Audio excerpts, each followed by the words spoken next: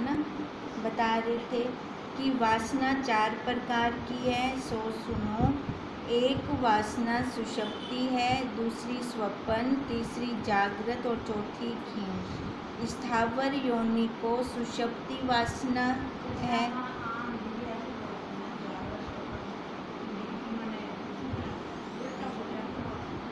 ये बता रही हैं जो स्थावर जंगम योनियां बनते हैं वो कैसे बनते हैं। हाँ, वासनाओं से बनते हैं। जिनके कर्म अति नीच होते हैं वो स्थावर जा बनते हैं। फिर उनकी वासना तो थी ना, अति नीच कर्म किए तो उनकी वासना तो थी उनके अंदर। पहले तो उनकी योनि बताई, ये पेड़ बन जाएंगे, पौधे, पत्थर, है ना, इतनी सदियों से खड़े ही रहते हैं वो एक ही जगह पे। पहले तो वो बताया है उन्होंने।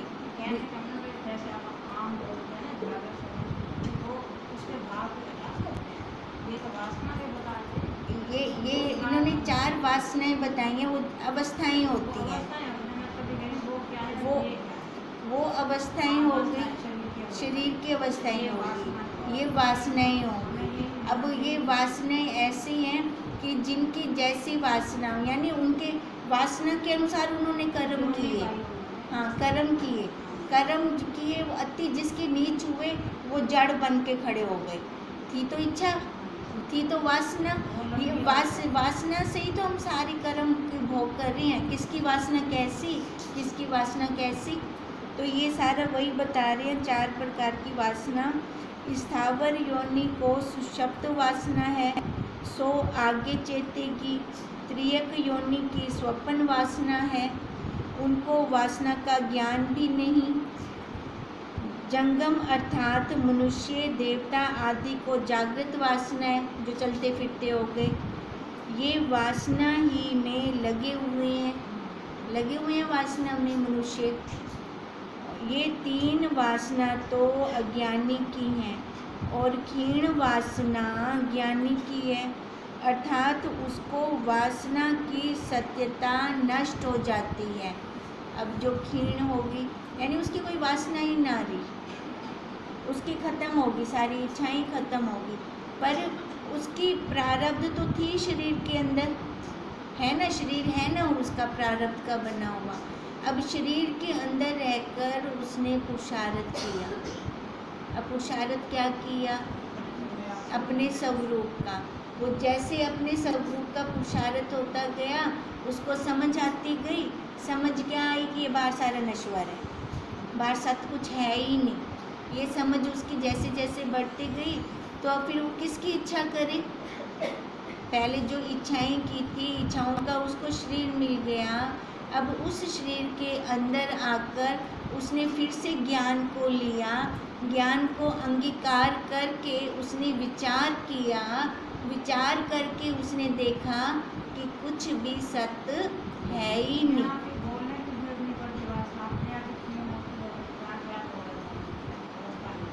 वो बोलने की नहीं है, पर अब राम जी ने क्वेश्चन किया था कि ये वासनाएं कौन सी हैं, आदि व्याधि क्या है, वो खोल रहे हैं वशिष्ठ जी। उसको वही बता रहे हैं कि ऐसी 4 वासनाएं होती हैं। वासनाओं के अनुसार वो शरीर पाते हैं, शरीर से उनको दुख सुख लगता है। आदि कौन सा था, मन का, और व्याधि शरीर का दुख। अब ये अपनी इच्छाओं से, वासनाओं से ही तो पाते हैं। फिर आगे उन्होंने वासनाओं को खोला है। अभी ये कहते हैं तब आगे संसार भी नहीं रहता जब वासनाएं निवृत्त हो जाती हैं। जब कुंडलिनी शक्ति से वासना उठती है तब 5 मात्राओं के द्वारा संसार का भान होता है। संसार रूपी वृक्ष का बीज वासना ही है। अब ये संसार कैसे बना, वासनाओं से।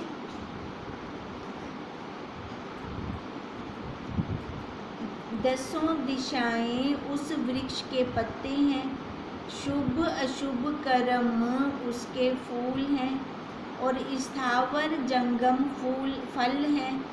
जैसी जैसी वासना पृष्ठक से मिलकर जीव करता है, वैसा ही आगे वो फल पाता है। अब जैसी जैसी वासना पृष्ठक से मिलकर जीव करता है, आगे वो वैसा ही फल पाता है। हे राम, इससे वासना का त्याग करो। वासना से संसार खड़ा हुआ, तो अब वो क्या कह रहे हैं, अब इसलिए पहले वासना खत्म होनी चाहिए हमारी, ज्ञान से, हट से नहीं। वासना ही संसार रूपी वृक्ष का बीज है और निर्वासनिक होना ही पुरुष यत्न है। हमारा पुरुषार्थ क्या है? निर्वासनिक होना, अपनी वासनाओं को खत्म करना। तब विश्व कदापित विभासित ना होगा। जैसे सूर्य के उदय होने पर अंधकार रूपी रात्रि नष्ट हो जाती है, नहीं रहती, वैसे ही ज्ञान रूपी सूर्य के उदय होने पर संसार रूपी अंधकार निवृत्त हो जाता है। अब जब ये ज्ञान आए, ज्ञान का क्या मतलब, जब हमने गुरुदेव के महावाक्य लिए, महावाक्य लेकर हमने विचार किया, विचार से फिर मैंने जाना सत्य क्या है और झूठ क्या है। जब ये जाना तो फिर देखो क्या कहते हैं, हे राम, फिर आदि व्याधि बड़े जो रोग हैं वो भी खत्म हो जाते हैं, ये मन से होते हैं। राम ने पूछा, हे भगवान, आदि रोग तो मन से होता है, पर व्याधि तो शरीर का रोग है, वह मन से कैसे होता है? वशिष्ठ जी बोले, हे राम, व्याधि दो प्रकार की है। अब पहले जो वासनाएं थी ना, मन की वासनाएं हैं, वो सारी वासनाओं के प्रकार बताए उन्होंने, व्याधि को उन्होंने बताया है सारी, आदि को बताया, आदि वो मन की है ना, आदि को बताया, आदि सारे मन से होते हैं और मन के अंदर हमारी इच्छाएं होती हैं, वासनाएं होती हैं, पहले वो उन्होंने बताया है। अब क्या बता रहे हैं, व्याधि को बता रहे हैं कि व्याधि दो प्रकार की है, एक लघु और दूसरी दीर्घ। जो शरीर को कोई दुख प्राप्त हो उसे लघु कहते हैं, जैसे बुखार आया निवृत्त हो गया, सिर दर्द हुआ निवृत्त हो गया, वह स्नान और जप से निवृत्त हो जाती है। दीर्घ व्याधि जन्म मरण के रोग को कहते हैं, है ना। सबसे बड़ा रोग कौन सा है? जन्म मरण का रोग है। कहते हैं दीर्घ व्याधि जन्म मरण के रोग को कहते हैं, ये बड़े रोग हैं और मन के शांत हुए बिना निवृत्त नहीं होते। इसलिए कहते हैं पहले मन शांत होगा ना हमारा, तब हमारी जो हम जप तप पाठ या कुछ भी करते हैं तब उसमें रुचि होती है, तब हमारा एकाग्रता बढ़ती है। कहते हैं तब मन के शांत हुए बिना ये निवृत्त नहीं होते। इसी से आदि व्याधि दोनों मन से होते हैं। फिर राम ने पूछा, हे भगवान, व्याधि मन से कैसे होती है? वशिष्ठ जी बोले, हे राम, जब चित्त शांत होता है तब कोई भी रोग नहीं होता। अब मेन क्या है, पहले चित्त का शांत होना बहुत ज़रूरी है। जब चित्त शांत होगा ना तब कोई रोग नहीं होगा। चाहे शरीर को भले रोग है, मन से हम उठा ही नहीं रहे, है ना, हम बैठे ही नहीं है शरीर पर, तो फिर हमें लगेगा क्या? तो आत्म बल का होना बहुत ज़रूरी है। इसलिए कहते हैं तब कोई रोग नहीं रहता। जब तक चित्त शांत नहीं होता तब तक आदि व्याधि होती है। अब सबसे बड़ा रोग तो मन से ही लगा, ठीक है, चाहे आदि का है चाहे व्याधि का है मन से। वो जो कुछ अन्न बाहर अग्नि से परिपक्व होता है उसको जब मनुष्य भोजन करते हैं तब भीतर जो कुंडलनी पृष्ठिका से मिली हुई है वह उदान पवन को ऊर्ध्वमुख हो उठाती है। अब क्या कहते हैं, देखो हम जो भी भोजन करते हैं, भोजन का रस बनता है, ठीक है, रस हमारे अंदर पूरी क्रिया करता है, पूरे प्राणों के द्वारा पैर से लेकर सिर तक वो पहुँचता है। कैसे पहुँचता है? जो हम खाते हैं उसका जो रस बना हमारे अंदर कैसे पहुँचा? वो प्राणों के द्वारा, प्राण वायु के द्वारा पैर से लेकर सिर तक पूरा वही पहुँचता है। कहते हैं वही कुंडलनी पृष्ठका से मिली हुई है, वह उदान पवन को ऊर्ध्वमुख हो उठाती है। अब उदान पवन को ऊर्ध्वमुख हो उठाती है। अगर हम सत्वगुण खाते हैं ना, तो सत्वगुण से क्या होता है? जो रस तो बनना है, चाहे सत्वगुणी खाएं चाहे तमोगुणी खाएं, बनना तो है उसका अंदर। जो सत्वगुणी खाते हैं वो ऊपर की तरफ जाता है।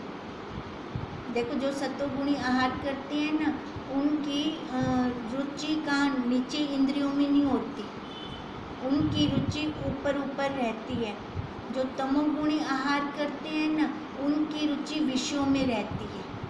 अब यही बता रहे हैं कि वह उदान पवन को ऊर्ध्वमुख हो उठाती है और अपान पवन उससे नीचे को उठाती है। अपान वायु नीचे से निकलती है ना। उदान और अपान का आपस में विरोध है, एक ऊपर है एक नीचे है। उनके क्षोभ से अग्नि उठती है और हृदय कमल में स्थित होती है। तब बाहर अग्नि का पका भोजन हृदय की अग्नि से फिर पकता है। जठराग्नि कहती है ना, अंदर जठराग्नि है जो भोजन को पचाती है। और सब नाड़ियाँ अपने अपने भाग रस को ले जाती हैं। वीर्य वाली नाड़ी वीर्य को और रुधिर वाली नाड़ी रुधिर को रखती है। पर जब राग और द्वेष से चित्त कुंडलनी शक्ति में क्षोभ को प्राप्त होता है, तब नाड़ी अपने अपने स्थानों को छोड़ देती है और अन्न भी भीतर पक्व नहीं होता। तब उनको पेट की बीमारियां ज़्यादा होती हैं। जहाँ पे राग द्वेष ज़्यादा होता है ना, ये नोटिस करना, उनको पेट की बीमारियां भी ज़्यादा होंगी, जो बार बार जलते रहती हैं अंदर से। तब उस कच्चे रस से रोग फिर उठते हैं। जब रस पक्का ही ना हो तो फिर कच्चा अन्न अंदर हो ना, बुखार हो जाता है। फिर कहते हैं उससे फिर रोग उठते हैं। तो फिर क्या करना चाहिए? एक दिन व्रत रख लेना चाहिए, कुछ भी नहीं देना चाहिए इसको। इसके अंदर जो भी पड़ा होता है ना कचरा, वो फिर लेती हैं, फिर वही नाड़ियाँ जो वही लेना शुरू करती हैं। फिर जब वो कचरा ख़त्म हो जाता है, कहते हैं अति भूखमरी भी नहीं करना चाहिए, क्योंकि फिर अंदर वो हड्डियों को खाना शुरू कर देती हैं। जैसे हड्डियाँ खाएंगी तो शरीर कैसे कमज़ोर सा हो जाएगा, है ना। अति भूखमरी भी नहीं होनी चाहिए, अति खाना भी नहीं चाहिए, संयम से रहना चाहिए। जैसे राजा को क्षोभ होता तो सेना को भी क्षोभ होता, है ना। जब अंदर हमारे क्षोभ है तो ये इंद्रियां और जितने कोष बने हुए हैं उनको भी तो क्षोभ होगा फिर। और जब राजा को शांति होती है तब सेना को भी शांति होती है। वैसे ही जब मन में क्षोभ होता है तब रोग होता है, और जब मन में शांति होती है तब नाड़ी अपने अपने स्थानों में स्थित होती है, तो कोई भी रोग नहीं होता। अब जिसका शरीर एकदम ठीक है पर मन ठीक नहीं है, मन के रोग लगे हुए हैं, मन के अंदर टेंशन है, तो उसका शरीर भी नहीं उठता। तो उसको फिर मनोचिकित्सा वाले डॉक्टर के पास लेके जाना पड़ता है। शरीर तो उसका ठीक है, अब मन तो बाहर से दिखने वाला है नहीं, तो फिर वो उसका इलाज कैसे करता है? उसकी सीटिंग लेता है, उसे वार्तालाप करता है, 3-4 बार उसको बुलाता है अपने पास, फिर उससे बातें करता है। बातों से वो जानता है कि ये कहाँ रुका हुआ है, कहाँ से दुखी है, फिर उसकी विचारधारा को बदलता है। और गुरुदेव तो हमारा वैसा ही काम कर रहे हैं। बताओ, एक एक को नहीं बुला रहे अपने पास। पता है तो संसार में सारे ही बीमार हैं और सारे ही शरीर के ऊपर बैठे हुए हैं, तो वहीं से जड़ पता है ना गुरुदेव को हमारे, तो जड़ को ही उन्होंने पकड़ लिया है। अब इसलिए वो कह रहे हैं अगर मन शांत होता है तब नाड़ी अपने अपने स्थानों में स्थित होती है तो कोई भी रोग नहीं होता। इससे हे राम आदि व्याधि रोग तब होते हैं जब मनुष्य का चित्त निर्वासनिक नहीं होता। वो जलेगा तपेगा कब? जब देखेगा दिरानी जिठानियों में ये ज़्यादा चलता है, एक को मिल रहा है तो दूसरे के पास नहीं है, तो उसको अंदर से, मुँह से नहीं बोल रहा पर अंदर से जलन तपन होनी शुरू हो जाएगी। अब इसलिए कहा है हे राम आदि व्याधि रोग तब होते हैं जब मनुष्य का चित्त निर्वासनिक होता है, कोई इच्छा ही ना रहे। पर जब चित्त शांत होता है तब कोई भी रोग नहीं रहता, इससे निर्वासनिक पद में स्थित हो। राम ने पूछा हे भगवान, पीछे आपने कहा कि मंत्रों से भी रोग निवृत्त होते हैं, सो कैसे निवृत्त होते हैं? वशिष्ठ जी ने कहा हे राम, प्रथम मनुष्य को श्रद्धा होती है कि इस मंत्र से मेरा रोग निवृत्त होगा, है ना। सबसे पहले तो उसके मन के अंदर क्या हो? श्रद्धा हो कि इस वाले मंत्र ये करूँगा ना जाप तो मेरा रोग ठीक हो जाएगा। अगर उसको श्रद्धा नहीं है और किसी ने कह दिया है ऐसा मंत्र करने से ठीक हो जाता है पर उसको श्रद्धा नहीं है तो उसका ठीक नहीं होगा।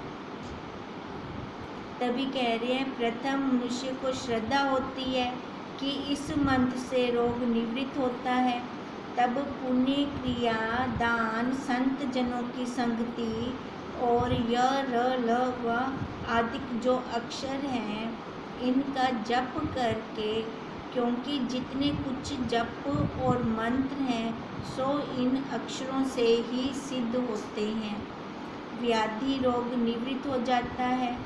योगेश्वरों का क्रम अणु और स्थूल है सो भी सुनो। जब ये प्राण और अपान कुंडलिनी शक्ति में स्थित होते हैं तो इनको वश करके योगी गंभीर होते हैं। जैसे मश्क में पवन होता है, इसी प्रकार पवन को स्थित करके कुंडलिनी सुषुम्ना में प्रवेश करती है।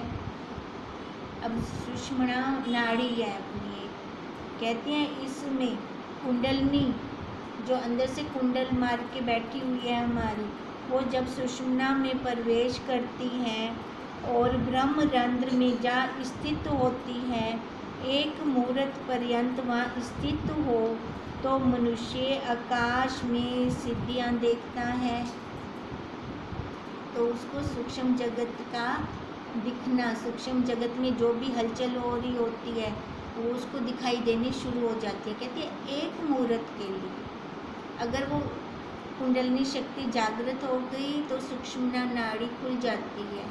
सुषुम्ना नाड़ी के खुलते ही उसको जो सूक्ष्म जगत में होती हैं आत्माएं बहुत घूम रही होती हैं, उसको उनका भास होने लग जाता है, वो उसको दिखनी शुरू हो जाती हैं। फिर कहते हैं तब आकाश में वो सिद्धियां देखता है।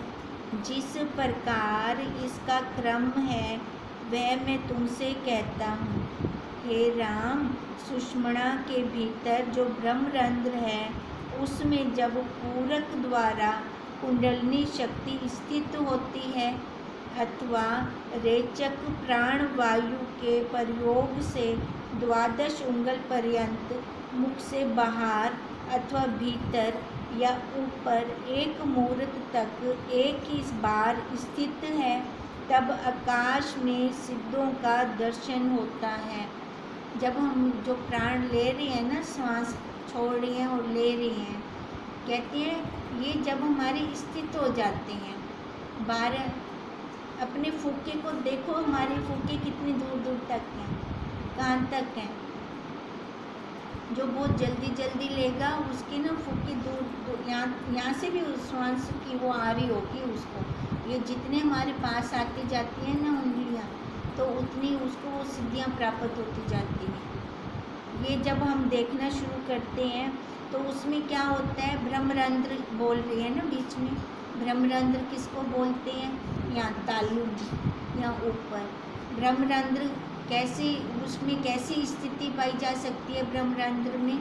जो हम यहाँ पे ध्यान करते हैं, जो हमारा ध्यान यहाँ पर होता है, वहाँ पे अगर हम स्थिति बना लेते हैं अपनी, तो वो सीधा यहाँ से ऊपर ऊपर ऊपर जाते वो इधर पहुँच जाता है, ब्रह्मरंध्र में पहुँच जाता है हमारे वो।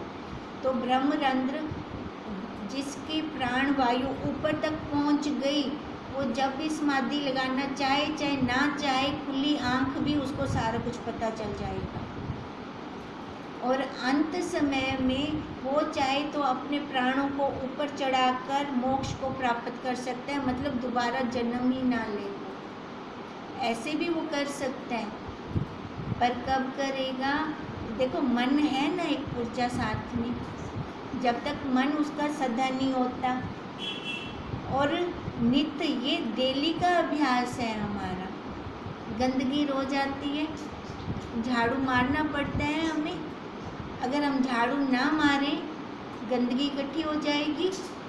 तभी कहते हैं ये डेली का। अहंकार अगर आ गया ना कि मेरा तो हो गया, मेरे को एक काल में उसको सिद्धि प्राप्त हो गई है ना, मैं तो अब ब्रह्मरंध्र से जाऊंगा, ऐसा अगर अहंकार आ जाते हैं ना, तो ज़रूरी नहीं है वो वहाँ से जाए, ज़रूरी नहीं है।